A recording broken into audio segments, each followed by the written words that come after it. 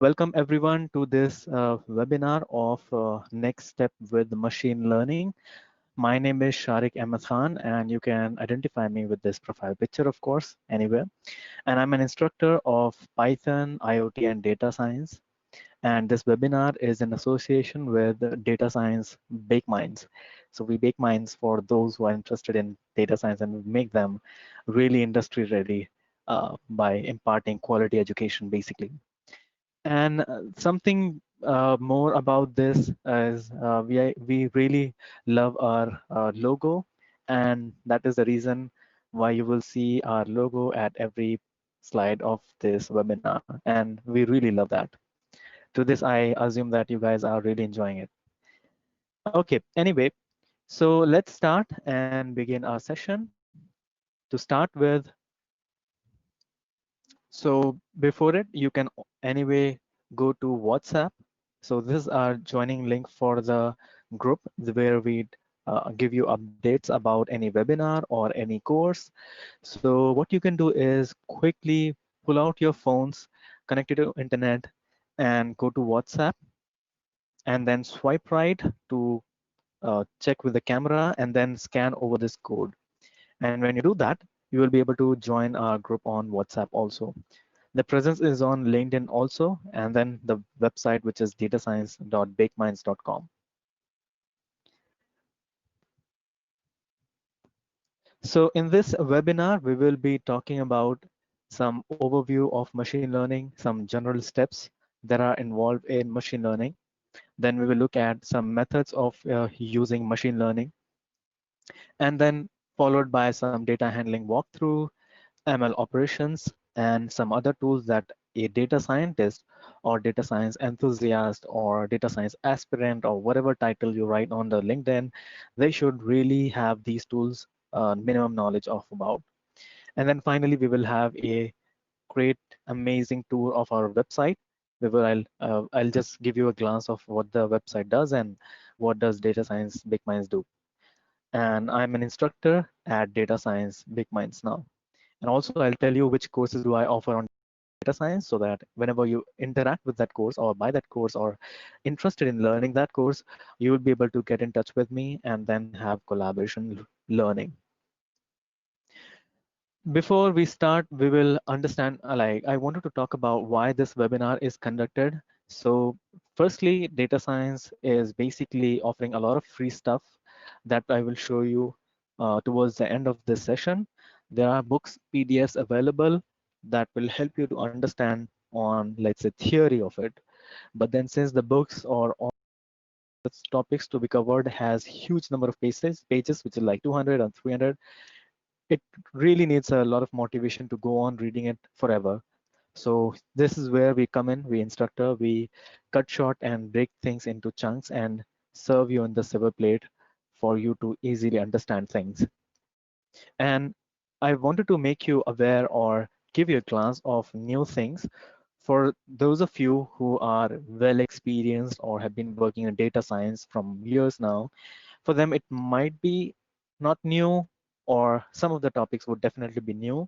But for those who are somewhere in 0 to 5 experience or somewhere 0 to 10 also, it's going to be a new experience also through this webinar. Then I will help you out how to switch to data science roles, which is not a part of presentation, but rather it's something from my end, kind of a takeaway from the webinar. And finally, I wanted to connect with the audience through this webinar. Now, a general overview of machine learning, it's basically importance. It's an important step of data science, and it's a part of AI and data science both. So whenever you work with AI, whenever you work with data science, you have machine learning as a core thing to work with. And deep learning again is a part of machine learning, and there are different frameworks that are available to perform all these operations, namely scikit-learn, you have Theano, TensorFlow, H2O AI, Torch, Caffe, and the list goes on. And they're like PyTorch and a lot of frameworks that are available to perform these operations. And some of which works on uh, CUDA based, or let's say GPU based laptops or processors, or wherever local machine that you're working in. and some of them works on barely on your CPUs, which we will see in later session of this webinar. Now, a general step in data science involves data extraction as primarily, and then data analysis, data preparation, and model training, followed by model evaluation and model validation. This is like a general step, and everyone would be aware of it. But what what can be extended with it is basically how do you extract, what are the different ways of extracting the data. So for example, the minimum thing of data extraction is nothing but your experiments. So you basically conduct surveys in different areas and you get the data. Another method of extracting the data or getting the data is basically through websites.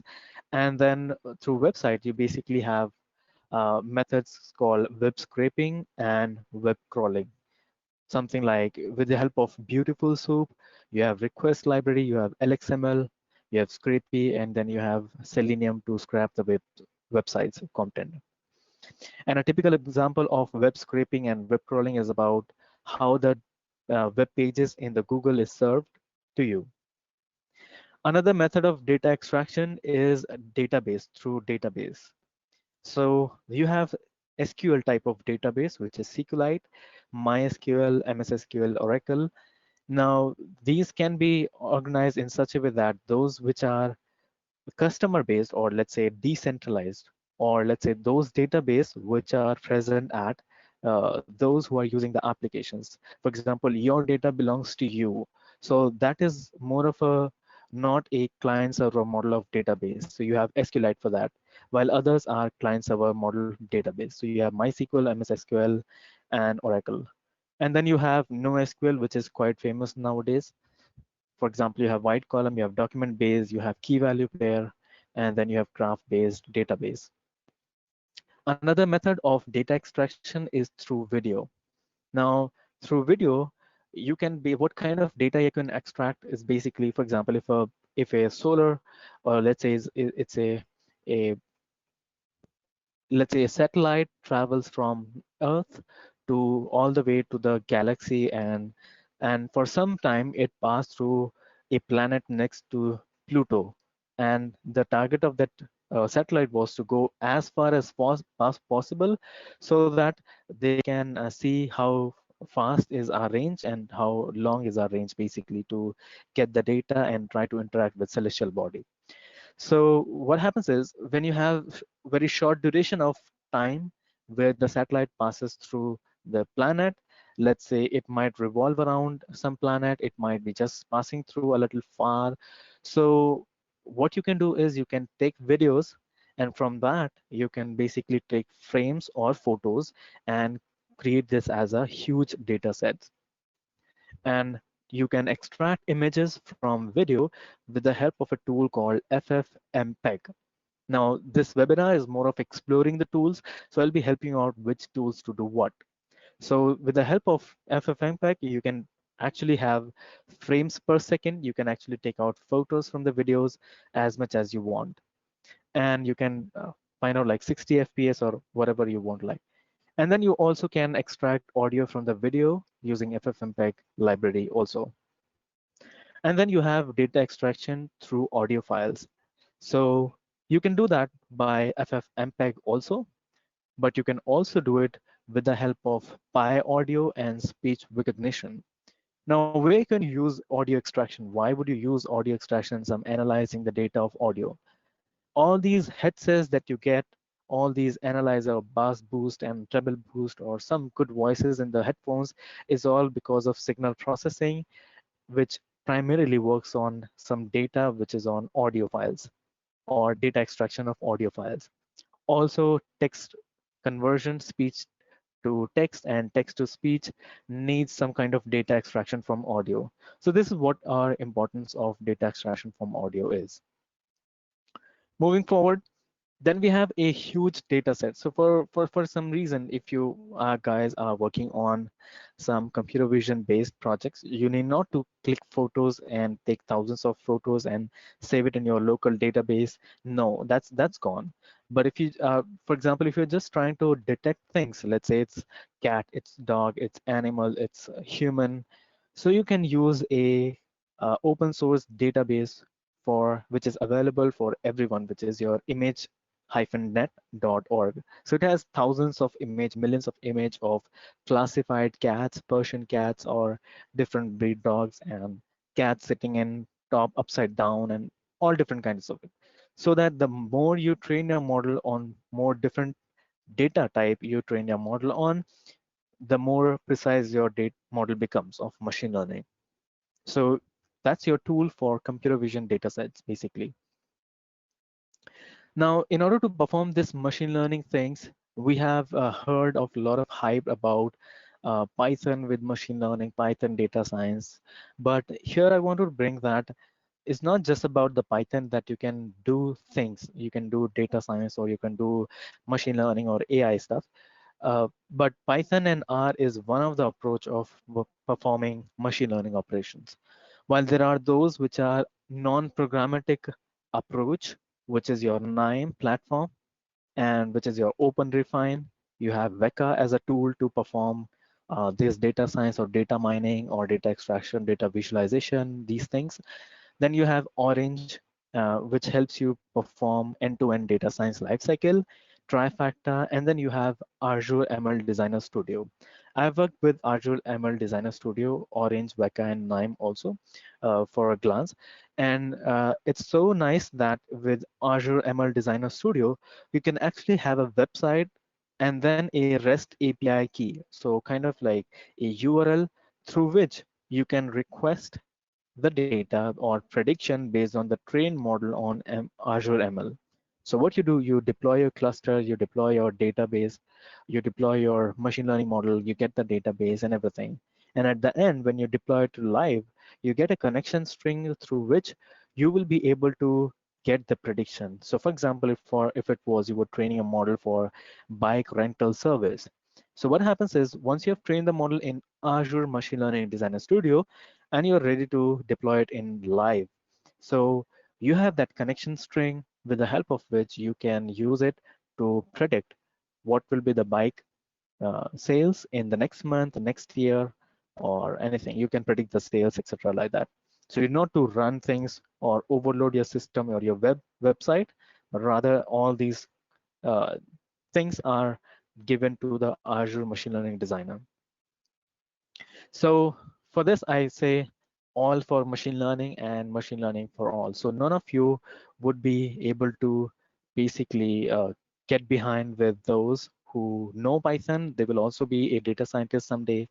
And those who don't know this Python programming approach, they will also be a data scientist someday. Or so there is nothing that you cannot be if you don't know Python. Now, just for a glance of how a KNIME platform is, this is how a data wrangling or data exploration looks like in KNIME platform. So you have your data extraction or getting the data from SQL connector database. You have file reader, you have Excel file reader. These are nothing but your nodes. You have like connector nodes, you have database reader node, you have joiner, and then you have interactive table node. So these are nothing but nodes, and these are kept in a workflow of a KNIME platform, KNIME. So, and then you connect the dots and then you perform the analysis. And it's fast and it's portable. You can download this, send it to your friend, or ask someone to collaborate live with you. So it's very interactive tool. So if you don't know Python R, here's a tool. You need to know the concept of data science, but you need not to necessarily know Python and R programming language. But if you know Python and R, they basically helps you in some of the tasks where it needs manual scripting. Sometimes you need to omit the column, some change the column, or some cleaning of the data, some a lot of things that requires manual scripting basically. So this is how a platform of KNIME looks like when you implement a data exploration on this. Moving forward, now, there are like data handling methods. So just in a contrast, I wanted to bring, no offense, I wanted to bring this contrast. You might have seen this, a lot of meme that you have been passed with, that kids have such things, men have such things, while legend has such things. So contrast I want to bring in that kids basically work with pandas, so like 100 MB data maximum to 1 GB. And in order to perform or use pandas for huge data set, you need to sample the data set, perform these functionalities basically. So that is sampling, breaking the whole data set into chunks, optimizing the data types for your platform. Let's say float, instead of float 64, you can have float 32, or float 32 float 64 if you're a 64-bit machine, or things like that. And then you can remove unwanted column. But then, even then, if considering that your data set is large enough plus, uh, most of the things don't require any change. So what you're going to do, so there's what come in the men who basically works on Spark, Hadoop, and Hive. They are the platform that can handle a large, huge data together, like big data platforms kind of. And then finally, you have legends that work on GPU and Dask. That's the core principle of this webinar, where I wanted to introduce this, plus other tools that I wanted to introduce this through the webinar. So GPU, basically, before that, we will talk about Dask. Now, you can handle data with Dask as by using the multi-core features of your laptop. First thing, so Dask and GPU is independent. They are different thing, but independently, when we look at the data sets that we work on is small, and they cannot be scaled from single machine. So you're working on a laptop with CPU as a core thing, and you're not working on, let's say, the GPU part of it. Okay. And then uh, what happens with Dask, it basically uses multi-cores of, okay,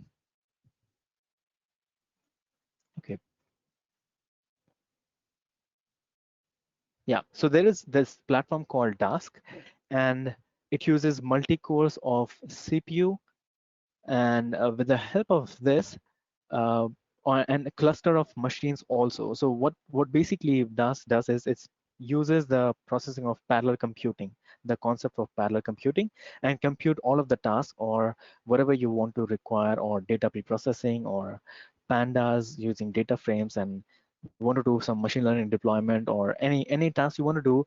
It uses the multi-core. So if you have 4 core, you have 2 core, the Dask will automatically identify things, and then it will basically perform that based on multi-core. So you have 2 tasks running parallelly. Okay. And then it suppose pandas and NumPy also. So for example, if you want to scale NumPy, you would use Dask arrays.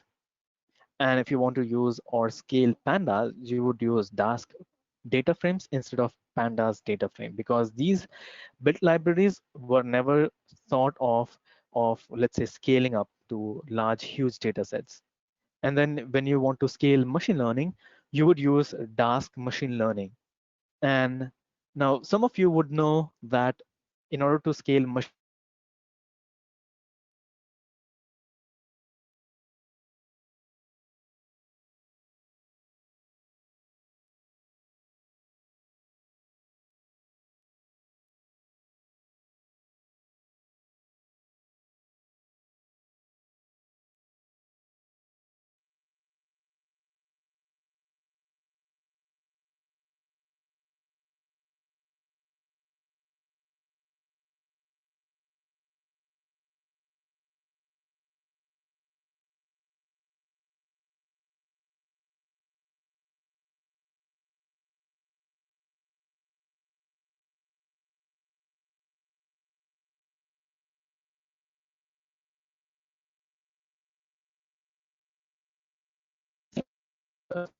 go back, and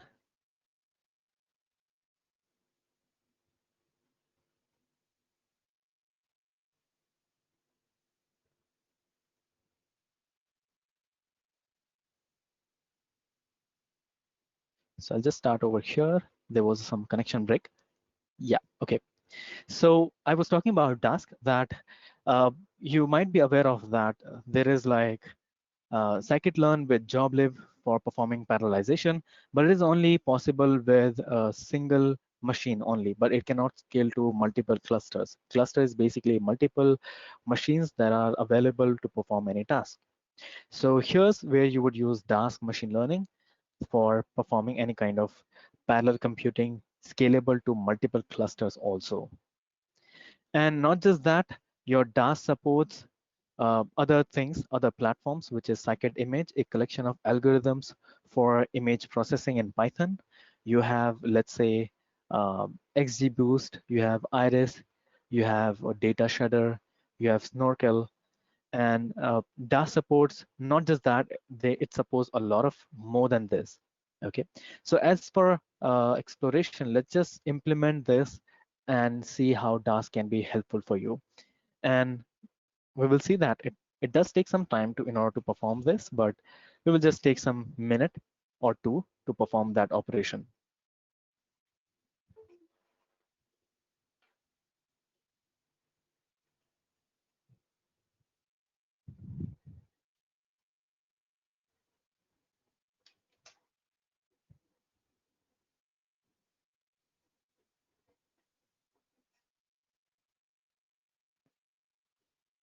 So we are going to this website for Dask, and you can explore it yourself also about what it is for and how to use it.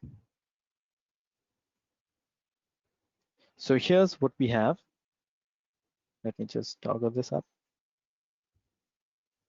Yeah, and I'm going to use this try now for scikit-learn. So we are trying to implement Dask on machine learning, and it uses Binder, which is for hosting your GitHub or repository online and internet available. So whatever you code, if you want people to look for it and see your project, you can use Binder and upload your repository, and anyone can see on the URL.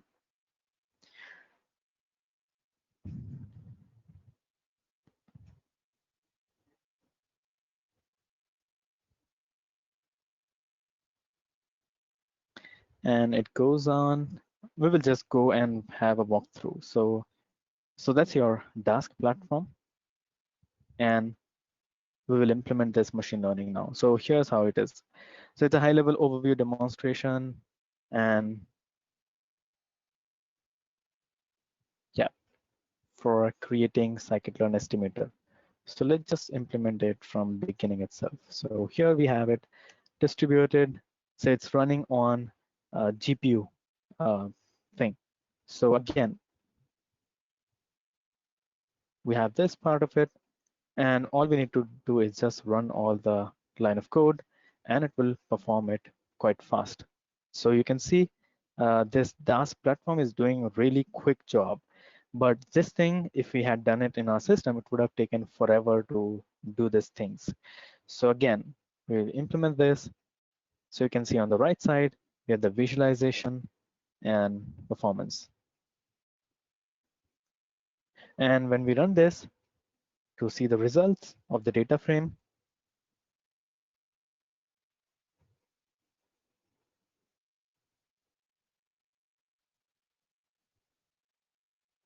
so it's processing this thing, and we should wait. So it's done. And then get the score.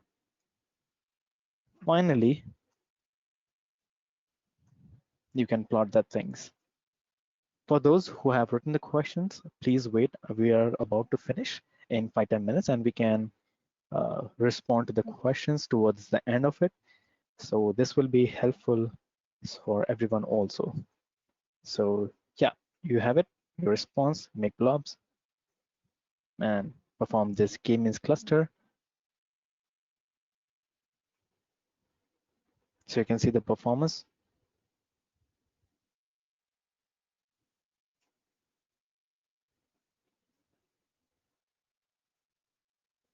So it is concatenating, get item, sum. So it is doing all these tasks parallelly. So you can see the response live. It's not a multi-threading, rather it is multi-processing, it's parallel task.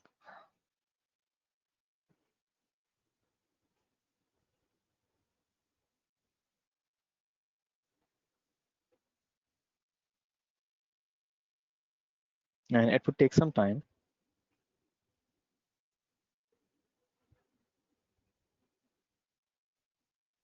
And then finally, we can just run this, and it's running in parallel too.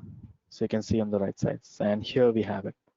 So try running this, which is your XGBoost, and try to perform joblib with scikit-learn if you already have an experience with that, and see how much time it takes. It took us hardly 2 minutes to perform this. So it used a one worker with 4 cores to perform that.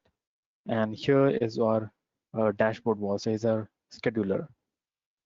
Okay, so going back to this, our presentation, you have seen this. We have DAS support for all these platforms. You have this Rapids AI, which is something which you can try for free. It's an app, online app, web app, and then you can use a GPU accelerated libraries for all your data science process also. So if you wish to try Rapids app, web app. Then finally, we have your GPU thing. So in contrast to CPU, GPU is better and much better. It is like 10 times to 50 times faster than CPU processing.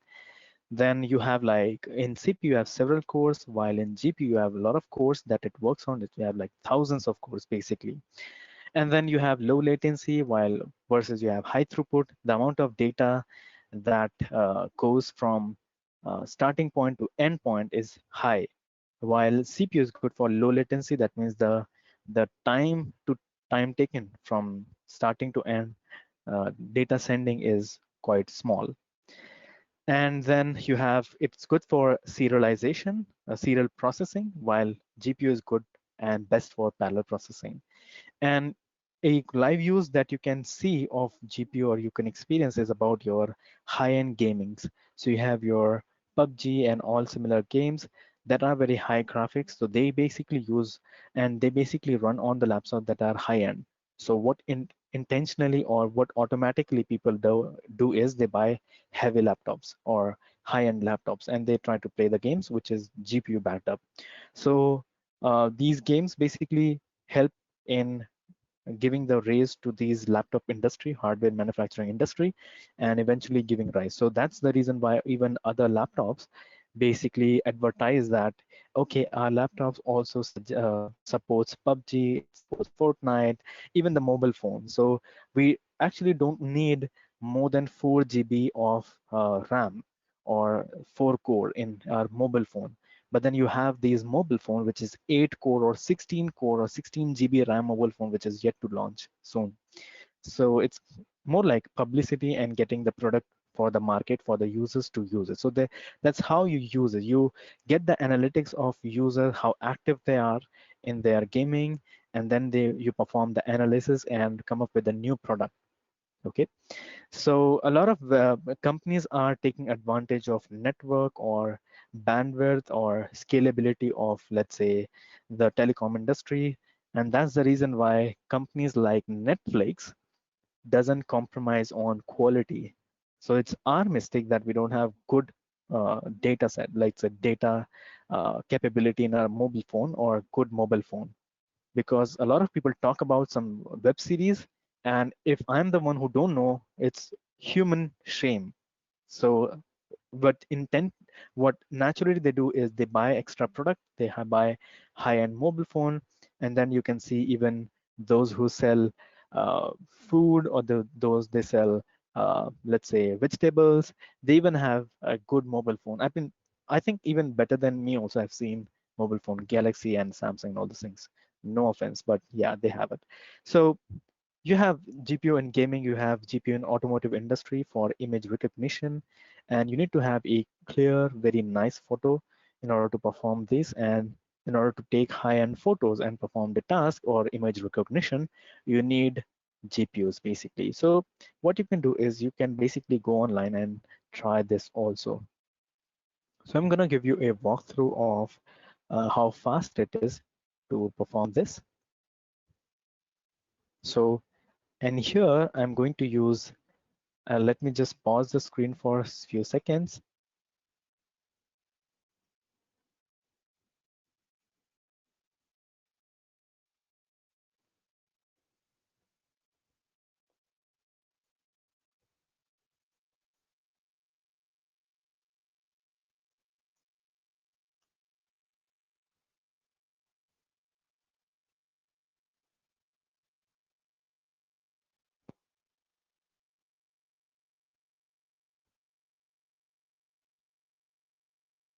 And there you go.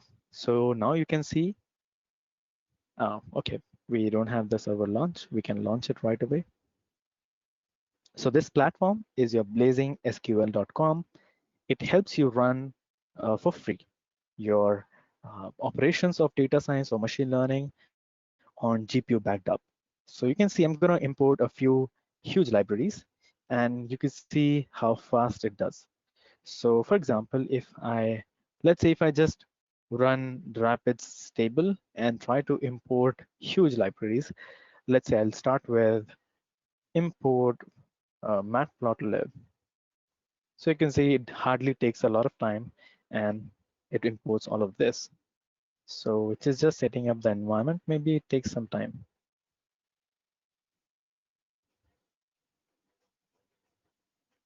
And then after this, once it's established, you will see that I'll import a huge libraries, scikit-learn, sklearn, and it will be done too. So yeah, it takes some time.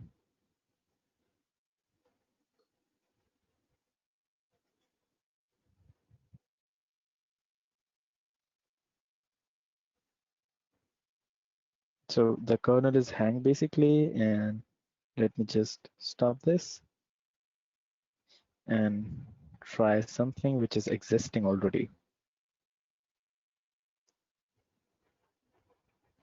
So you have this QML. Basically, it's a suite of libraries that implement machine learning algorithms and over Rapids projects, which is nothing but your GPU backed up. So for large datasets, these GPU-based implementation can complete 10 to 50 times faster than the CPU equivalent. So you can test it with huge datasets. So here's an example of DBScan entirely on GPU.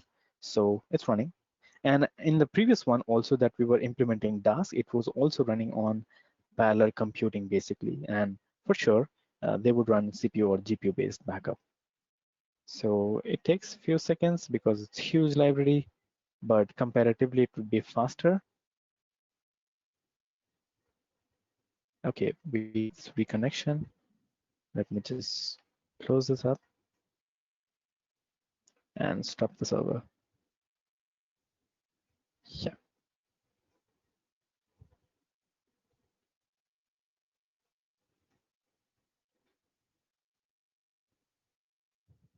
okay.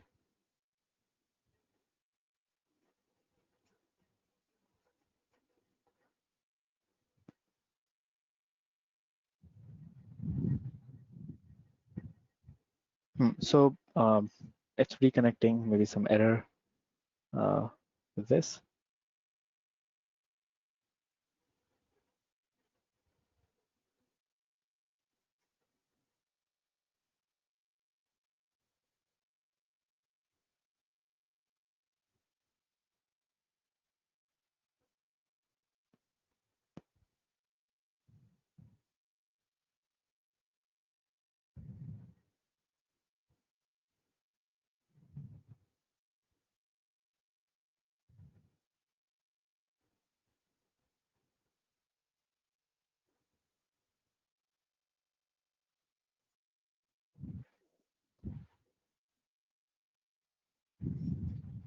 So I think there is some problem with the kernel. So let me just not put a time here, but you already know the platform where you can test all of these things. The next thing we have are ML ops, and this thing basically is important because what happens when we have a traditional method, it performs data extraction, you have your offline data, all of these steps are performed, and then these are like manual process from starting from data pre-processing, model training, and everything you have to do hard code by yourself. The next method of MLOps comes in where you have a pipeline automation. So you don't have to write code again and again. This happens when you have new data set that is coming in and it eventually has to train on that and produce that as an output for you. But then also again, you need continuous development and in order to give this as a model for end users to use it. So you have it here, the data analysis part, you have your data validation, preparation and all of this stuff, while you also have here your source repository, which will help you to, okay, parallelism deployment. Like, so you once you push your code to the repository, it deploys it automatically. But then you have a level 3, which is with continuous integration and continuous deployment. There are platforms like Travis CI and Jenkins, so that helps you continuously integrate things with the systems. So you can see here you have your build, test, and package pipeline components. It converts into package and then continuous deployment.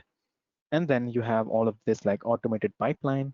Finally, you have your prediction service. So everything of it is operated. So at this point of your machine learning, you have your DevOps part or DevOps engineer and machine learning engineer at one place. Or this could be a guy, or this could be you who knows DevOps part plus you know machine learning. So at this point, we are trying to integrate and reduce that boundary between machine learning engineer and DevOps engineer. So with the help of this, you orchestrate, or you deploy a service on Kubernetes. You also deploy a service on, let's say you deploy a service on Docker, and you perform your orchestration using Kubernetes, which is also again very important thing. And then you have CI and CD tools to continuously report bugs if you have it, test the framework, test the pipeline, test the code, everything, and report that as a Jira, some uh, like bug reporting tools, which is host like Jira something, and assign it to someone. So all these process can be automated, and then definitely you will have some kind of triggers to perform these operations. And finally, there are other tools that you need to keep your eye on. You need to keep your eye on some AutoML, AutoVML, which is like automated machine learning. So whatever you do, like pre-processing, all those things, you can basically like 3 to 4 lines of code, and AutoML will perform all of these tasks. The task which is like fixed things, which has to happen with traditional data science or machine learning part, you basically put that into AutoML, and a lot of question or a lot of things can be solved with AutoML, except it is like very high end or at the beginning stage where you try to know what exactly that you want to answer from the data, what exactly the data you want from the huge large data set that is available. So here what you can use AutoML. You have Kubeflow, which is basically machine learning that is working on Kubernetes. And you have numerical platform, you have MLflow, which is another framework for machine learning operation, and then you have Airflow for another machine learning platform. You need to really be careful about because here Docker and Kubernetes will become minimum requirement for those of IT, because this is something needed for everyone. So for example, if you don't know how to install a different Linux machine in your system using some VirtualBox, or this is like basic things, it's had become a basic norm that everyone would know that. Similarly, you have Docker, because every application nowadays runs on Docker, and it's managed by Kubernetes or Docker Swarm.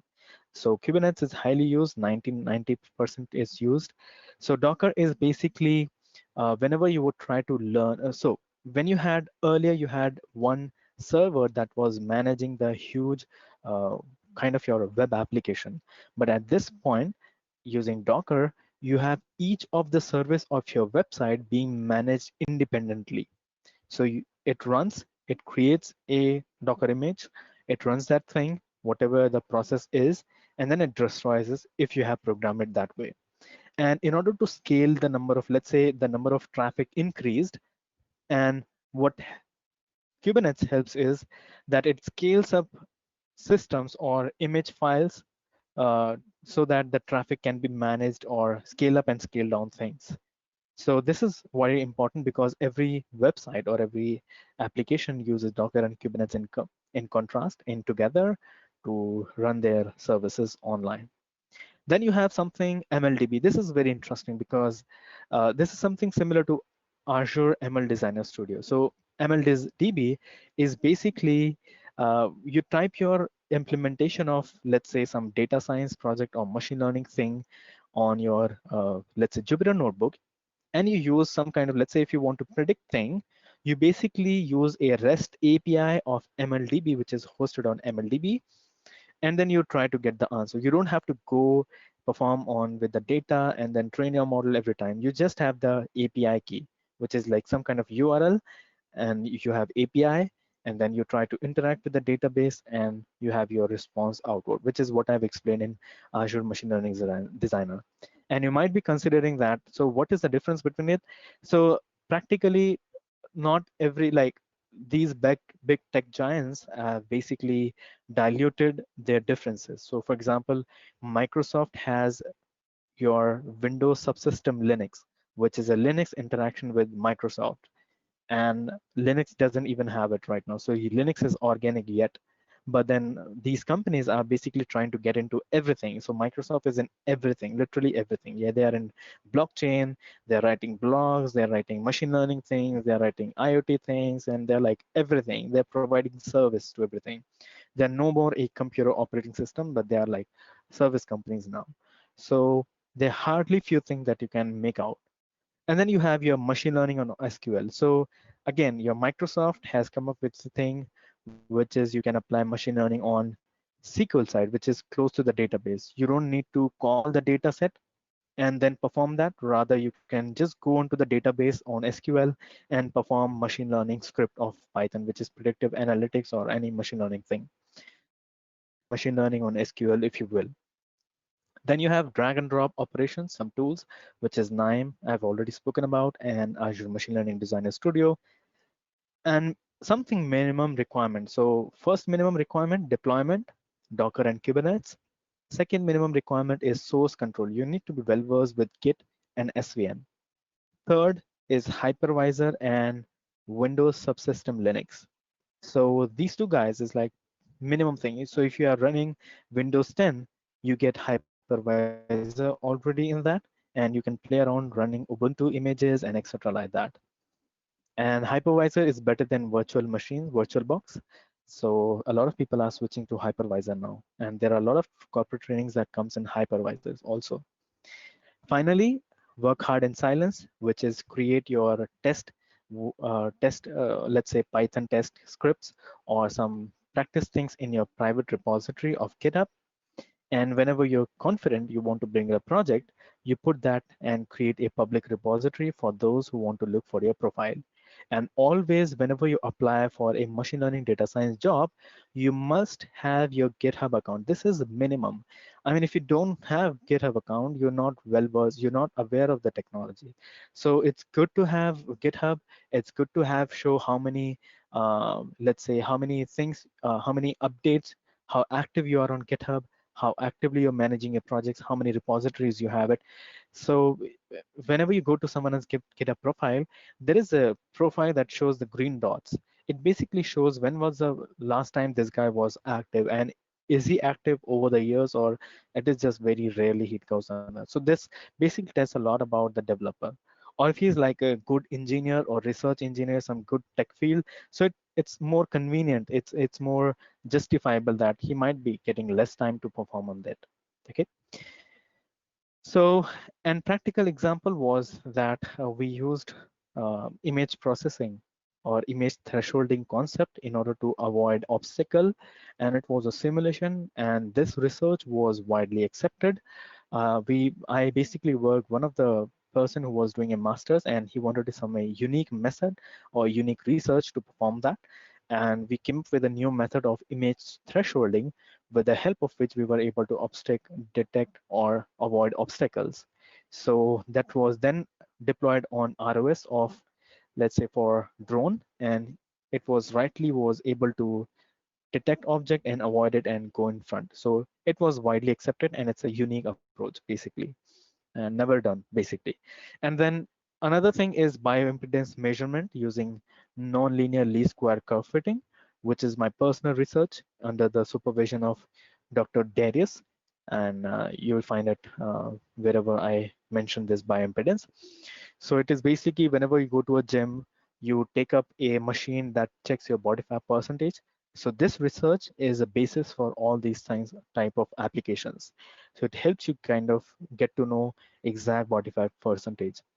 And such research is also helpful in whenever you go to a market. Nowadays, you see there is a meat that has expiry date. You have eggs that has expiry date. So with the help of this, you can actually know when a meat would die or not be fresh to eat. And this is based on the water content of a meat, basically. So that's a huge thing, or machine learning and AI thing approach that we have used in real life use case. Now, as for whatever I was told with, I need to give you a overview of data science big minds, and also I will basically uh, give you the course that I'm personally taking in, which you can, when you take up the course, you will get in touch with me. And whenever we learn, something that I take carry forward with me is live practical usage plus project ideas. Second, whatever project I'm working in, you get a chance to collaborate on that on GitHub. So I will share my GitHub profile. You can collaborate on live project. Plus, the final thing is career guidance. I've basically took in interviews or faced interviews in a lot of different variety of technical and non-technical fields, and I can kind of know things what people really want to listen up, and that's the reason why it becomes like convenient to land a opportunity for me and then further maintain relationships with them. So on a personal note, that's the thing. So yeah, so let's go to this data science big minds website. So let's see if I have this link. So I'm going to pause the screen and open up the links, important links.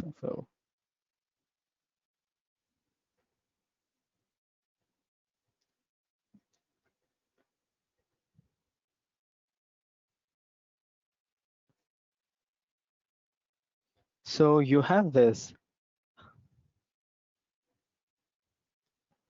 So we have this data science big minds website, and these guys and are doing like a lot of free things are there already. Plus they have courses, etc. So check out all these things. You have free resources. Just click on them and you can read them. So for example, if we take up the course, you take up the course from me and you hire us, and we learn a lot of practical examples. I can always recommend, okay, this theory can be read from this book and this section of it. So all you would do is just go here, read the free text, and come back tomorrow, next day if you have any doubt. And for some reason, if you are working on some statistics, I would say, okay, follow this book, and on this page, read this text for theory backup. So you need not to download or let's say go anywhere else, because now with me and Big Minds, you will have everything available on right away with on your hands, basically. And then the course that I'm taking in Big Minds is this data science with Python level 1. So with this, we will help. I'll give you good project ideas, and you can collaborate with me live. Plus, yeah, and then something that you would cover up is like basic map, Python basics. Then you have advanced Python. You have NumPy and Pandas basics, pre-processing, data visualization, and machine learning, classification and regression, followed by Power BI and one good live projects. And not just that, when you become a community, you basically get a chance to collaborate with me on live projects and explore what I have done as a research. Plus, if you are willing to collaborate on different projects, you're most welcome. The second course so far I'm taking up on Big Minds is your Python from beginning to end. So here you have this course, which is roughly around 36 hours. And this is the website where the course is. And it will be like a instructor-led kind of course. You have this part of it, which is unit testing, advanced Python, and concepts of Python. And something that comes with all of this training through me personally will be a lot of examples and lot of assignments. And so that by the end of this, both of this course, you will definitely be able to write Python scripts without basically you looking at some Google and say how to write NumPy this or pandas on this or this. Plus, you will also get something like I'll help you out if you're stuck somewhere, how to look for the documentation, how to look for tools that will help you to boost up if you're stuck anywhere. So yeah, that's it. So anything now, I'm going to be answering few questions that are there being asked. So someone asked me that, is data extraction a part of data science or machine learning? It's same. So machine learning basically is a core part of AI and data science. And in order to work with any of the thing, you need data. And to get the data, you need to extract the data. Okay, so data extraction is not just a part of data science or machine learning. It's common common thing.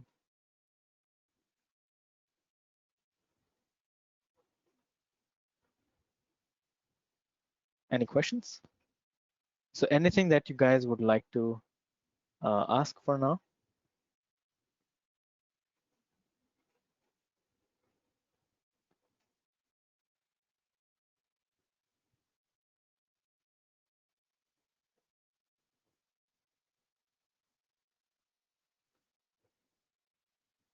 So if you have no further questions, so I think I'll keep on mute and stay for 5 minutes. If you have any questions, feel free to drop in here and I'll be responding you through audio or through some text. So thank you guys for attending. And if you're interested, take up the course and it's going to be interesting learning path for us. So thank you.